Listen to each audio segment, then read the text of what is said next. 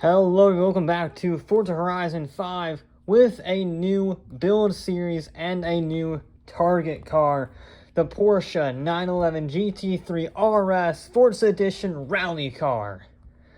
Or GT3 Rally if you want to simplify it so it's not an entire book's worth of reading.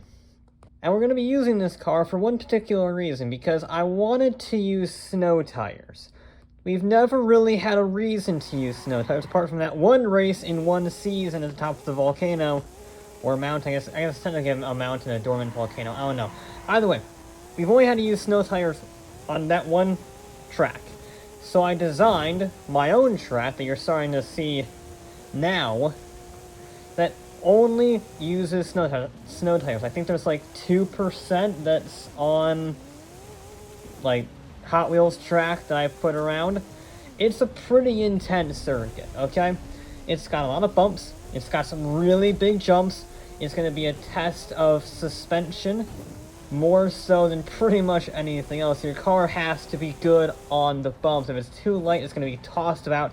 If it's too heavy, it's not going to be able to take the sharp turns necessary when you get into the canyon section. So it's got to have a good balance between those two, and most importantly, you have to be able to commit with confidence. This track rewards confidence more than anything else by miles. It is essential if you want to win.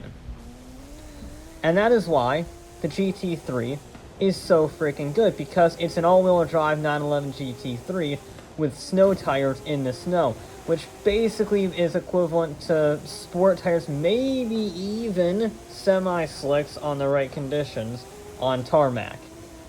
It's that grippy. It just does not want to slide unless you're a complete idiot or you get bounced around too much. Those can very easily happen on this course.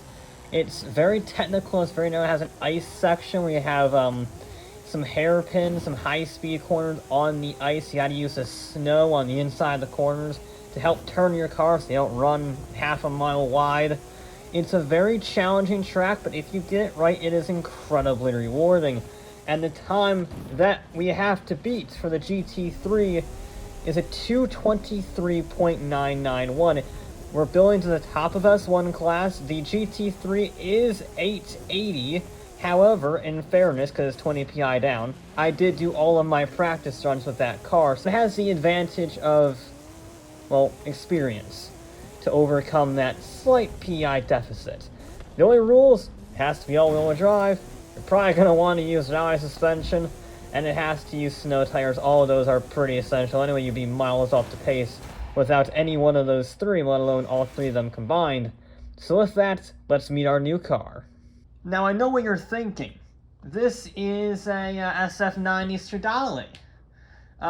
That's an S2 class, yes, but that is the nice thing about snow tires, is that they lower the PI on most vehicles, which means the SF90 Stradale, considering its low S2 class, can be brought down into high S1 class, specifically 883, which is always nice. We're going to want massive tires. We're not going to have much PI to play with on this first build, but I just wanted to showcase the potential for this series, what we can do. Oh. Alright, we're still good. We're still good. What can we do? What can we do? Like, we can't quite do that. We're going to put the roll cage in. Nope, that's actually worse. Gearbox. We can put a 10-speed in. I'm not sure that does much. We're going to take one bit of anti-roll bars out. Maybe both. I don't know. I guess we'll have to keep the gearbox stock. It's like 99% of the way there. Alright, let's leave it with the rally diff. Alright. 986 horsepower, 900 foot-pounds of torque, full aero, all-wheel drive, massive tires. It's a quick build, but it has some serious potential. It's a bit heavy, though. That's going to be the big concern, is the weight, 3,700 pounds. But there's definitely some hybrid potential here. Now, as per usual, We will have 3 runs. You can real quick see the route here on a map view. You see the share code if you want to try it yourself. The usual rules apply. 3 runs down the course. Fastest run will obviously be used. Again, we have to be a 2:23.991 set by that 911. So you actually have a bit of a supercar rivalry now, because I think this is technically a hypercar. A very slow hypercar, as we found out. Slower than the LaFerrari, as it turns out. But it's still a hypercar at the end of the day. And I have no idea. These cars can be a bit broken, sort of like the FXXK. The FXXK can be given weird tire compounds, and that's brutal in S1 class. So hopefully it's not that. I will normally launch off at 1 minute, but since I'm here at 30 seconds, mine as well. Acceleration should be very good on this. Question is the handling, though. Yeah, we're already faster than 911. Not by much, so 110 on the initial section. We have the first chicane kind of here into a braking zone. You have another downhill hairpin, the first of many hairpins on this track. Gear ratios are a bit wonky on this. I think it might be the hybrid system is confusing me a little bit. I'm not used to having that electric punch and the gasoline engine. You know, I've driven electric cars before. I tried to use the Audi e-tron on Hot Wheels, and it was on the Nexus Speed Circuit. It was just a disaster. And then I did the Taycan Turbo S on the Baja builds. Understeer. So I'm not used to actually having to shift gears with an electric boost out of the corners. Now another chicane here. This is a really nasty exit. I gotta avoid the rocks. Hey, that was close. Got very lucky driving over the rocks somehow without flipping my car into the distance. This is another very fast corner. You gotta ride high on the banking, not too high, like that, and then cut down to avoid the wall. That sets you up nicely for the jump. You can scrape the wall as close as you dare to get the best run possible, and then you get on this really nasty braking zone, very bumpy, and sometimes it grips up and you gotta use the handbrake to make sure you get that checkpoint. You have to go through the gate. You can't go around it. Technically there is a faster line around it, but that's part of the challenge. The reason why I put the gate there is so that you can't take that easier line. You gotta be a little bit more handling focus. Okay, whoa, I'm a little late on the brakes. I carried a lot of speed on that jump. The good old 980 horsepower, 990. I believe this is still the most powerful. Oh, there's the invisible wall. I always forget about that invisible wall because it's, well, invisible. Yeah, you have to go a little bit to the left there, or else you will just lose all of your momentum up the hill, because Forza is weird at designing mountains, and there's a lot of, well, invisible stuff blocking your way.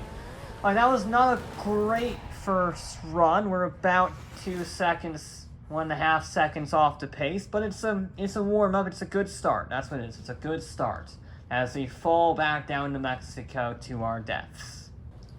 Okay, we need to shave off about 2 seconds, which is definitely possible, I think. That run could have been cleaner. We're in the ideal launch position, a little bit crooked, but still on the start line.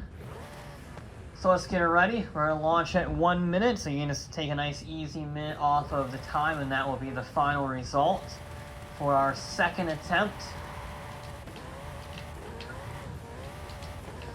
Again, acceleration is good down here. Let's see if we can be smoother. We're a little wide, but we carry more speed, 111 miles an hour this time.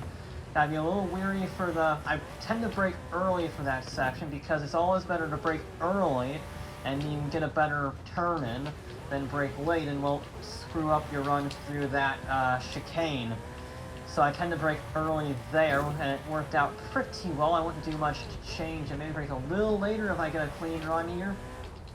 And then I can go for a, all-out third lap attack. There we go. Nice design. Use the snow to our advantage. There's a little bit of sliding. You can see it there on the ice. Still not quite getting that hairpin right. That is a tricky one in this car. It keeps running wide. I'm not really sure why. The Porsche didn't do that. The Porsche is probably a little better handling, though. Because it is a Force Edition car, and those are, well, their own special type of broken. They're not quite as OP as they were in previous games, but they're also not OP, if that makes sense. Oh, it doesn't turn. It's not turning. It doesn't like the bumps. Oh! We avoided the wall. We're all out of position, but we didn't hit the wall at least, and we're gonna make the jump, so that's good. Yep, we're definitely slower on this lap. It just does not like the bumps. Oy. We made it through there nicely. We're definitely miles off the pace on this stage. It just didn't want to turn heading into the high-speed section. I think I just got too much on the bumps personally. Brake a little early. Again, better to brake early there so you can get a nice exit on this uphill section. Good. Well, I didn't hit the invisible bit, but I did jump, and that's not also ideal. There's a very fine line. You saw it with the Porsche, that fine line between the invisible wall and between the jump. That's really where you want to aim for. The Porsche is across the line now. We're a fair ways off, obviously.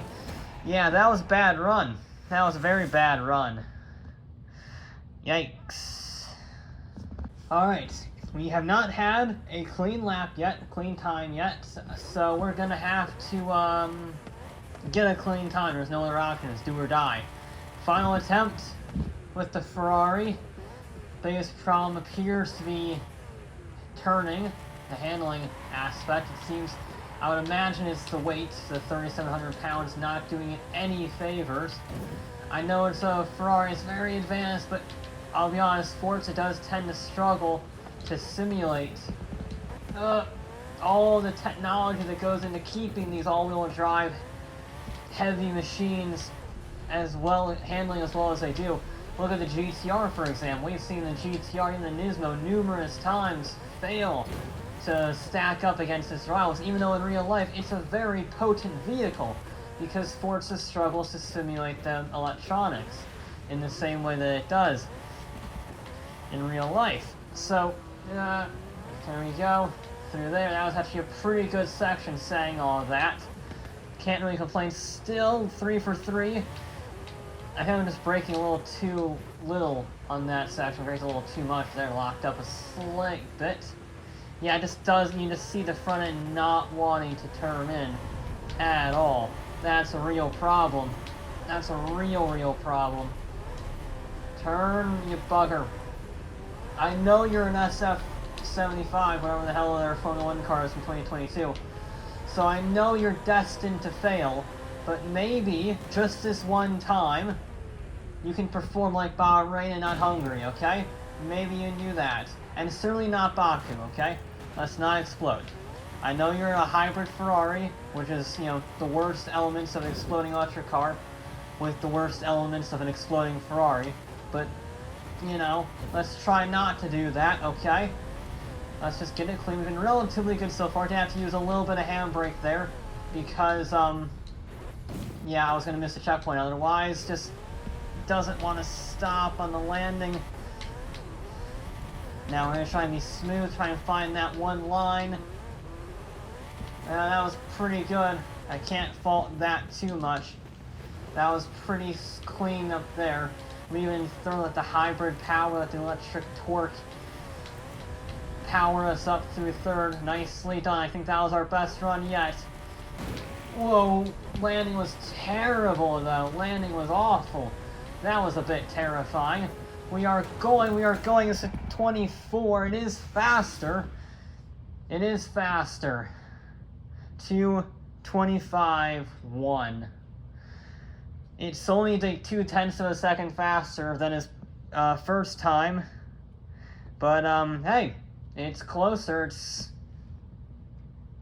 just under 2 seconds slower, 1.3 seconds slower than the Porsche. So, considering how many problems that thing had in the corners, I guess I'll take it. I guess I will take it. It doesn't have the handling. It certainly doesn't have the handling. We're about to hit. We did hit the ground, and we're going through the Earth's core in the background. You probably can't see it because I cut to the static shot in the lobby, but whatever. It just doesn't have the front end grip. It really struggles. I can't imagine driving it without the front end arrow. I put the front arrow on because I figured it would probably be a good idea to have the whole front end turning, especially on the high-speed ice sections. And if I didn't have that, it would be even slower, which is a terrifying prospect. So there you go. Our first look at the new build series is going to be very challenging, very interesting, filled with some very interesting results, especially compared to the previous build series and the Baja builds. It's basically the Baja builds and the Rallycross builds meshed together, but even faster vehicles. What could possibly go wrong?